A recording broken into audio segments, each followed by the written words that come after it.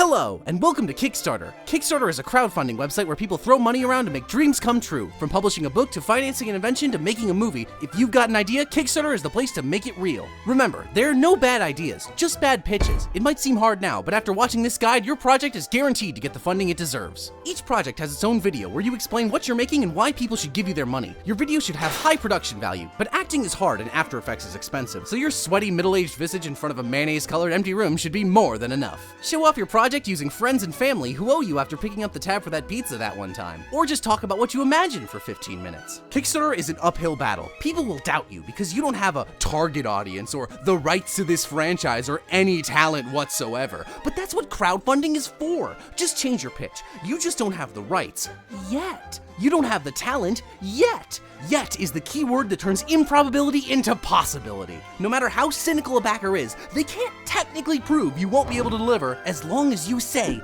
yet. Underneath the video are risks and challenges. A risk can discourage a backer, so don't have any. Tell them that your only risk is that you might not get funded, or that your product will be too good. Then add a winky face for good measure. Everybody loves it when you're cheeky. Now that your backers are interested in giving you cash, it's time to see just how much you can squeeze out of them. This is where the backer rewards come in. The lowest reward should always be your undying thanks. Talk is cheap, and lies are cheaper. Reading the mass-mailed robotic thank you will sap some time away from a backer's life, making it literally worth less than nothing. Somewhere in the $25 to $50 range is the reward that actually gets you the product. This is the one most people will pick, so make sure it's overpriced. Anything higher than this will net you additional t-shirts, stickers, figurines, and other garbage no one really wants. If people pay enough money, they get to do your work for you. Design a monster, be an extra in the movie, program the game for us. When you run out of ideas, start packaging lots of rewards together at the higher levels. The top reward should be something really great. Why donate $10 to your cause for a single shirt when they can donate $100 for 2 shirts? For a paltry $10,000, they get to spend the day with you. The price might seem a little steep, but the sheer charisma you demonstrated in your one-take webcam pitch should be more than enough to entice them. Remember not to include travel expenses. If someone's this bad with their money, don't pull any punches. Milk them for every cent. Underneath the video are the stretch goals. Stretch goals are the carrots on sticks of Kickstarter that you dangle in front of your backers to make even the pipiest dreams come true. Of course your fork socks could be completed at a mere $300K,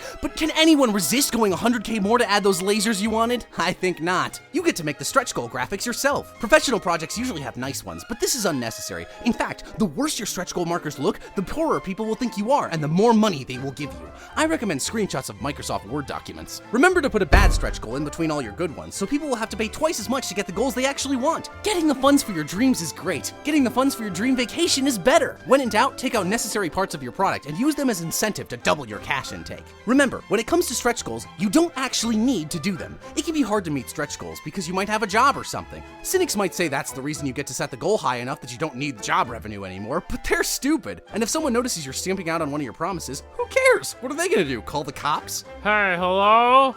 Officer 911?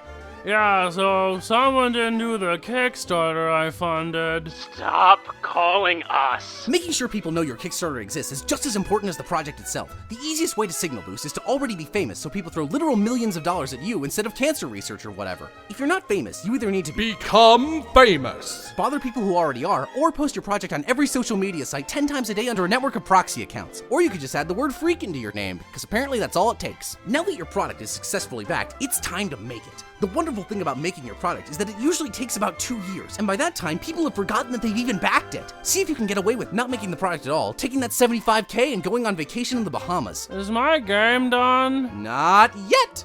You might be thinking, but wait a minute, isn't that illegal? Yes!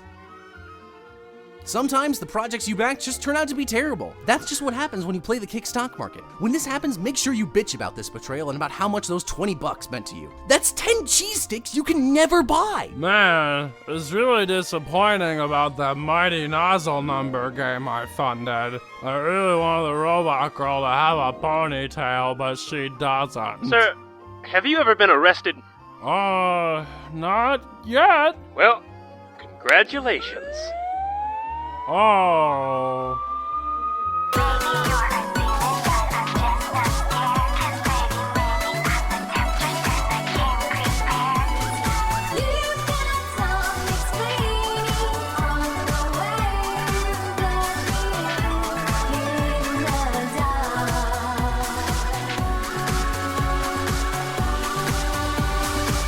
How did I end up here? Laughing Hey guys, thanks so much for watching. I hope you enjoyed it. We mocked a lot of Kickstarter campaigns in this video, but there's one campaign you should definitely donate to. Seduce Me 2: The Demon War. It's a video game about waging wars on demons and also dating them. I'm providing the voice of Sero. The production crew is a lot of fun, and I'm really excited for this game and would love to see it get backed. And if we reach enough of our stretch goals, we get to make a route where I get to play the bad guy, which would be a lot of fun. If you're curious about Seduce Me, you should either check out the Kickstarter or go download Seduce Me the Otome game on Steam for free right now. Thank you guys so much for your time. I hope you enjoyed the video, and see you next time.